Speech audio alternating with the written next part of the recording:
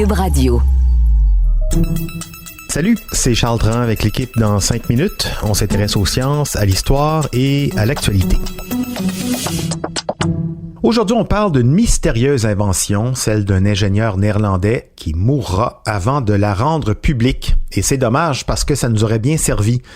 C'est devenu une fatalité, la taille que prennent les fichiers informatiques, que ce soit des photos, des textes ou surtout des vidéos. Elle est toujours de plus en plus grosse. La vidéo HD, ensuite 4K, bientôt même le 8K.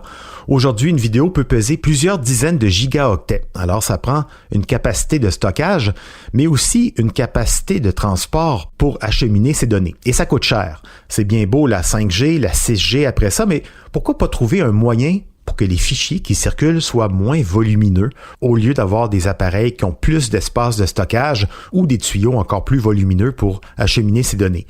On sait comment compresser des fichiers, mais ce n'est pas suffisant, loin de là. Il semblerait que dans les années 90, un certain Jan Sloot, un ingénieur des Pays-Bas, y soit parvenu avec une solution révolutionnaire. Le problème, c'est que, il est décédé, emportant avec lui son invention secrète. Félix Pedneau nous raconte son histoire. Selon les gens qui l'ont connu, le néerlandais Jan Sloot, c'est un homme timide et effacé. Aux Pays-Bas, il mène des études en technique informatique sans envergure. Il passe d'une job à une autre sans que sa carrière soit grandiose, puis il finit par se fixer comme réparateur de télé puis de radio dans une petite boutique d'une ville provinciale des Pays-Bas. Par curiosité, autour de 1984, il fait l'acquisition de différents modèles d'ordinateurs les uns après les autres, notamment le fameux Commodore 64 qu'on connaît bien, pour participer à la première bulle informatique qui agite le monde à cette époque-là. Comme les ordinateurs de ces années-là tombent souvent en panne, lui il caresse l'idée de monter un site pour répertorier toutes les sortes de pannes d'ordinateurs, et ça lui fait prendre conscience de la trop petite capacité de stockage des ordinateurs à l'époque. Dans le temps, les Commodore 64 étaient les ordi les plus performants. Mais il en aurait fallu 16 000 pour atteindre la même capacité de chargement qu'un téléphone intelligent bas de gamme aujourd'hui. Jan Sloot se demande alors s'il existe une formule ou un moyen pour que les ordinateurs puissent dépasser les limitations que la mémoire physique leur offre à ce moment-là. Et il a dû y avoir une révélation dans son esprit. Quelque chose a dû se passer. Il a dû comprendre quelque chose que même les meilleurs ingénieurs de la Silicon Valley n'ont pas vu à cette époque-là. Parce que Jan Sloot décide d'investir 15 années de sa vie dans la recherche, probablement par essai-erreur, dans son grenier, pour trouver la formule ultime. Selon un témoignage de son fils, Jan Sloot passe ses nuits à faire du codage, puis s'endort même parfois direct devant son ordi. Et comme beaucoup d'inventeurs qui sentent qu'ils ont touché à quelque chose d'unique, Jan Sloot commence à développer un sens aigu de la paranoïa. Il craint que quelqu'un lui vole l'invention sur laquelle il travaille, donc il devient très scrupuleux et souvent il efface le fruit de ses efforts après avoir travaillé. Ce qui se dit, c'est que s'il trouve la formule pour simplifier le poids des données, il veut qu'elle reste cachée dans son cerveau puis nulle part ailleurs. À force de travail, il commence à accumuler des dettes de centaines de milliers de florins, qui est la monnaie aux Pays-Bas à cette époque-là avant l'euro, parce qu'il néglige son emploi. Et comme de fait, comme pour valider son rôle de visionnaire, les années 90 voient apparaître un intérêt croissant pour Internet. La question du transfert des données d'un ordinateur à un autre devient cruciale pour beaucoup d'investisseurs. Et donc, au même moment, chez lui, dans son grenier, Jan Sloot est en train de trouver peut-être un moyen de répondre à leurs incertitudes. Il est endetté, puis il se met à la recherche d'investisseurs, de contacts qui connaissent rien à l'informatique pour la majorité. Ses deux premiers partenaires sont dans le domaine de la cuisine puis de la construction, pour vous donner une idée.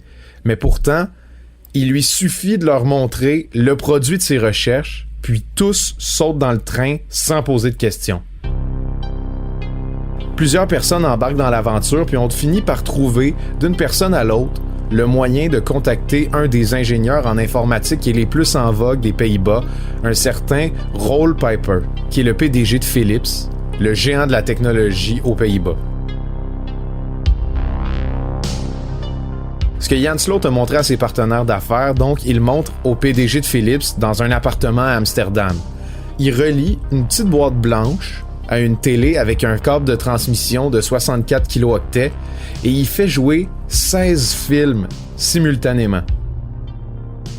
Pour que les films puissent tous jouer simultanément, ça voudrait dire que chaque film devrait peser environ 8 kilooctets. Pour vous donner une idée, téléchargez aujourd'hui un film sur Internet, puis vous allez vous retrouver avec plusieurs gigs sur votre ordinateur. Donc des dizaines de milliers de fois le poids des fichiers que Jan Sloot avait diffusés en 1999 devant Roll Piper.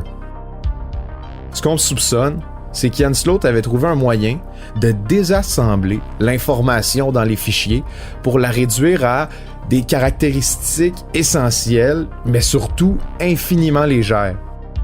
Une fois que les fichiers sont réduits à ces caractéristiques, le travail des ordinateurs, ce serait simplement d'assembler les informations pour redonner vie aux fichiers si on veut. Mais ça, encore maintenant, c'est un exploit auquel personne ne comprend quoi que ce soit. Parce que vous le devinez, la fin de l'histoire, c'est pas un conte de fées.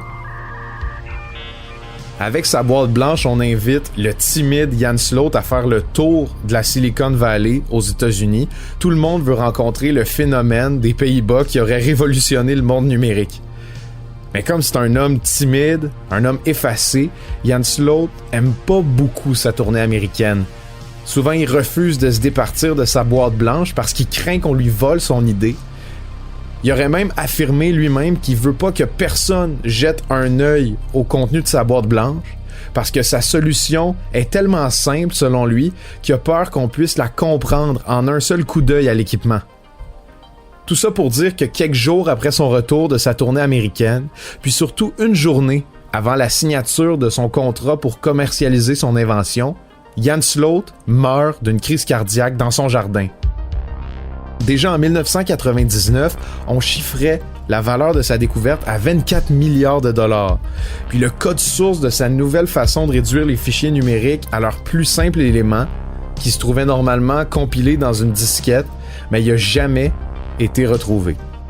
Est-ce que c'est un excès de paranoïa de sa part, ou bien est-ce que Jan Sloot était un escroc? On le sait toujours pas à ce jour, parce qu'on n'a rien retrouvé de l'invention qui semblait la plus révolutionnaire. Ouais, le mystère plane encore sur toute cette histoire. Ce qu'on sait, c'est que ça n'a rien à voir avec la compression d'un fichier, comme quand on zip un fichier dans notre ordinateur. Et puis, cette invention introuvable, certains disent que ça fait bien l'affaire des industriels qui nous vendent des capacités de stockage toujours plus importantes, ce qui nous oblige à remplacer nos machines, des connexions Internet toujours plus rapides aussi, ce qui fait augmenter le prix des forfaits. Mais peut-être aussi qu'on est effectivement passé à côté d'un génie majeur de l'informatique. On saura peut-être jamais. Quelle histoire, en tout cas. On attend la série télé, sans doute un jour, minimum en haute définition, sur nos petits écrans. Merci Félix Pedneau. C'était en 5 minutes.